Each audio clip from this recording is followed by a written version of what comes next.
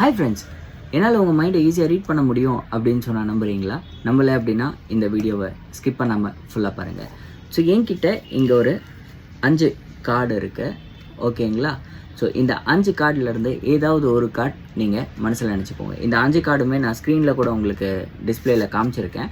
So உங்களுக்கு பார்க்குறதுக்கு கஷ்டமாக இருக்காது அப்படின்றதுக்காக.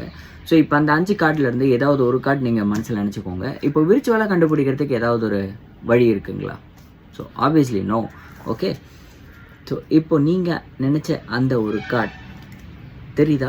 இதுதான் அந்த ஒரு கார்டு. ஸோ அந்த கார்டு எடுத்து நான் அப்படியே இதில் தலைகீழாக திருப்பி இன்சர்ட் பண்ணிடுறேன். ஸோ ஜஸ்ட் ஒரு ஸ்னாப் பண்ணிவிட்டு நம்ம பார்த்தோம் அப்படின்னா நீங்கள் பார்த்த அந்த ஒரு கார்டு மட்டும் ஏஸ் ஆஃப் ஃப்ளவர். கரெக்டாக? ஓ இல்லையா?